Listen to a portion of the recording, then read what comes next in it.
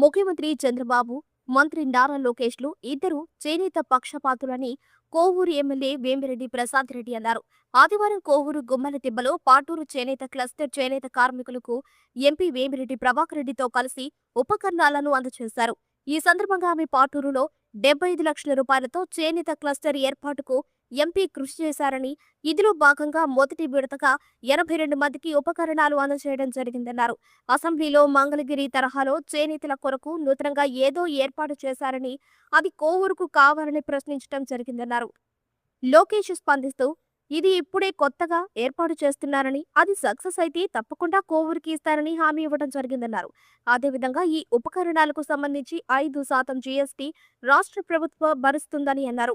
5 కోట్లతో ఆధునిక శిక్షణ ఇచ్చేందుకు వీవర్స్ కార్యశాలను రాష్ట్రంలో ఏర్పాటు చేయడం జరుగుతుందన్నారు. అదేవిధంగా నేతన్నలకు ప్రత్యేక ఆరోగ్య బీమాను అమలు చేయనున్నట్లు ఆమె తెలిపారు. 170 కోట్లతో విశాఖపట్నంలో మెగా హ్యాండ్లూమ్ మాల్ ను ఏర్పాటు చేసి జిల్లా నుండి తయారు చేసిన ఈ విక్రయించేలా చర్యలు తీసుకుంటామని అన్నారు. అనంతరం ఎంపీ మాట్లాడుతూ, కేంద్ర మంత్రి చేనేత క్లస్టర్ కోసం సానుకూలంగా స్పందించి పాటూరు పేరు చెప్పగానే నిధులు కేటాయించారన్నారు. చేనేత కార్మికులకు సబ్సిడీ ద్వారా ఉపకరణాలు అందిస్తుందని, 90% సబ్సిడీ ఇస్తే మిగిలిన 10% ఎమ్మెల్యే అందించేలా చర్యలు తీసుకుంటామన్నారు. కేంద్ర ప్రభుత్వం నుండి అందే సబ్సిడీ పథకాలలో నిధులు ఖర్చులు కావటం లేదని, ఇలాంటివి తమ దృష్టికి కేంద్ర సబ్సిడీ అధికారులు తీసుకువస్తే ప్రజలకు ఉపయోగపడేలా చర్యలు తీసుకుంటామన్నారు. ఈ కార్యక్రమంలో కూటమి నాయకులు, కార్యకర్తలు పాల్గొన్నారు. ఆ 10% ఎందుకు వాళ్ళు కట్టాలా? అది ఎమ్మెల్యే చేత కట్టిండి అని. ఈసారి సబ్సిడీ ఇచ్చినప్పుడు ఆ 10% కూడా ఎమ్మెల్యే చేత కట్టిండి సార్. దాన్ని మేడం చేత కట్టిండి. ఆ 10% కూడా ఎందుకు వేరే వీళ్ళందరినీ ఇచ్చేయాలి? అదేదో వాళ్ళు కూడా వాళ్ళ గ్రామాల్లో చేస్తే బాగుంటుంది. ఇటువంటివన్నీ ఎమ్మెల్యేతో పెట్టిండి. ఎందుకంటే 10% అనేది సబ్సిడీ, అది మనం చేయడం కూడా మనకు కూడా మంచిది అటువంటిది. సో ఈరోజు చాలా సంతోషం అండి. నేను ఇంకా మాట్లాడేది కూడా ఏం లేదు. ఎమ్మెల్యే ఏం మాట్లాడాలో మొత్తం మాట్లాడేసింది. నేను వింటా ఉన్నాను. ఇంకా నేను ఏం మాట్లాడాలో కూడా ఆమెనే అడిగిన. ఇప్పుడు ఇంకేం మిగిలిచ్చావు మాట్లాడేదానికని, అదేం మాట్లాడేదానికి కూడా ఏం లేదు. అందరూ చాలా సంతోషం. గుమ్మల దిమ్మ వచ్చాను అనేది చాలా సంతోషం. మీ అందరిని చూస్తుంటే ఇది ఒక మంచి చేనేత కార్మికులందరికీ కూడా సబ్సిడీలు ప్రభుత్వం తరఫున చాలా ఉన్నాయి స్కీమ్స్. సెంట్రల్ గవర్నమెంట్ స్కీమ్స్ కూడా ఏదైనా ఉంటే అటువంటివి కానీ నా దృష్టికి తీసుకొస్తే నేను చేయగలిగింది చేస్తాను. స్టేట్ గవర్నమెంట్లో ఎనీవే ఎమ్మెల్యే గారు చూస్తారు. సెంట్రల్ గవర్నమెంట్ నుంచి మటుకు ఎటువంటి ఉన్నా నాకు చెప్పండి, నేను ఖచ్చితంగా చేస్తాను.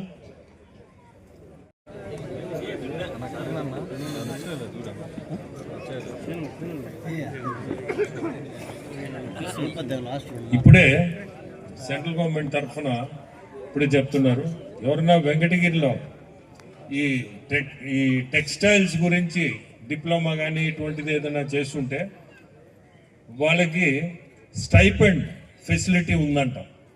సో మీ తాలూకా ఎవరైనా ఉన్నాయి అటువంటి కేసులు మీరు చెప్పండి. స్టైపెండ్ అంటే ఏదో ఒక రూపాయి మీకు సెంట్రల్ గవర్నమెంట్ నుంచి ఫ్రీగా వస్తుంది. సో ఇట్లా రకరకాల స్కీమ్స్ ఉంటాయి. మనం ఏ స్కీమ్లో సెంట్రల్ గవర్నమెంట్ నుంచి మనం తేగలుగుతామో అది తీసుకొచ్చేదానికి ప్రయత్నం చేస్తాం, తెప్పిస్తాం కూడా. ఇచ్చేదానికి కూడా సెంట్రల్ గవర్నమెంట్ కూడా ఎప్పుడు కూడా ఇబ్బంది లేదు, తీసుకురావచ్చు కూడా మనం ఖచ్చితంగా. సో అందరినీ చూడడం చాలా సంతోషం. ఇక్కడికి రావడం మొదటిసారి అయినా అందరికీ కూడా ధన్యవాదాలు. ఇవ్వబోతున్నారు. చేనేత ఉత్పత్తులపై 5% జీఎస్టీని రాష్ట్ర ప్రభుత్వమే భరిస్తూ చేనేతన్నలకు అండగా నిలిచింది. అలాగే 170 కోట్లతో విశాఖపట్నంలో మెగా యూనిట్ హ్యాండ్లూమ్ మాల్ ఏర్పాటు చేసి ప్రతి జిల్లా నుంచి వారి చేనేత ఉత్పత్తులు విక్రయించుకునేలాగా అవకాశం కల్పించారు. వ్యక్తిగత మగ్గాలకు 50% సబ్సిడీతో నూలు సరఫరా చేసేటట్టు ప్రభుత్వం చారిత్రాత్మక నిర్ణయం తీసుకుంది. అదేవిధంగా నేతన్నలకు ఆధునిక డిజైన్తో శిక్షణ ఇచ్చి చేనేత వస్త్రాలకు గ్లోబల్ మార్కెటింగ్ కోసం 5 కోట్ల వ్యయంతో 4 వీవర్స్ కార్యశాలలు కూడా ఏర్పాటు చేయబోతున్నారు. చేనేత కార్మికులకు ప్రత్యేక ఆరోగ్య బీమా సౌకర్యాన్ని ఇది నేను కూడా అసెంబ్లీలో అడగడం జరిగింది. త్వరలో అమలు చేయబోతున్నారు. దాన్ని కూడా చేనేత ఉత్పత్తులకు గ్లోబల్ మార్కెట్ కల్పించాలంటే నేతన్నలకు మోడర్న్ డిజైన్లో ప్రత్యేక శిక్షణ ఇవ్వాలన్న అవసరాన్ని గుర్తించి ఈ 5 కోట్లతో మనకి 4 కార్యశాలలు ప్రారంభించడం అనేది చాలా గొప్ప పరిణామం, శుభ పరిణామం. ఎందుకంటే మారుతున్న కాలానికి అనుగుణంగా డిజైన్స్ కూడా మారి మనకందరికీ ఉపయోగపడే విధంగా మార్కెటింగ్ చేసుకునే విధంగా, ముఖ్యంగా మీకు ఈ మాల్స్, ఈ విశాఖపట్నంలో గవర్నమెంట్ కొనుగోలు ఇవన్నీ కూడా చాలా అండతో కూడుకున్నవి. అలాగే పవర్ లూమ్స్ కూడా వాళ్ళు ఏమైతే చెప్పారో అవన్నీ కూడా సబ్సిడీలు రాబోయే రోజుల్లో ఇంకా రాబోతున్నాయి. కాబట్టి ఈరోజు ఈ చేనేత క్లస్టర్ మనకి రావడమే కాకుండా రాబోయే రోజుల్లో ఇటువంటి ఇంకా కొన్ని మన జిల్లాకి రావాలని చెప్పి మన కాన్స్టిట్యున్సీలో కూడా మెరుగైన పరిస్థితులు చేనేత కార్మికులు ఉండాలని, వాళ్ళకి ఎప్పుడు కూడా అండదండగా నేను ఉంటానని చెప్పి కూడా మాటిస్తున్నాను. అదేవిధంగా ఈరోజు ఈ గుమ్మళ్ళ దిబ్బలో మనం చూస్తే వచ్చేటప్పుడు ఈ లైట్స్ చూస్తే నాకు చాలా సంతోషం వేసింది. ఎన్నో సంవత్సరాల నుంచి కరెంట్ పోల్ లేక, లైట్లు లేక ఇబ్బంది పడుతుంటే మనం అధికారంలోకి వచ్చిన తర్వాత 550 పోల్స్ ఇక్కడ వేయడం జరిగింది. గుమ్మళ్ళ దిబ్బ ప్రజలకి ఎప్పుడూ అందుబాటులో ఉంటానని చెప్పి మీకు అందరికీ తెలియజేసుకుంటున్నాను. అదే కాకుండా ఈ 20 నెలల్లో మన గుమ్మళ్ళ దిబ్బలో ఒక్క కోవూరు నియోజకవర్గంలోని ఒక్క గుమ్మళ్ళ దిబ్బలోనే మనం 54 లక్షలతో సీసీ రోడ్లు, 8,20,000తో డ్రైన్లు నిర్మించుకోవడం జరిగింది.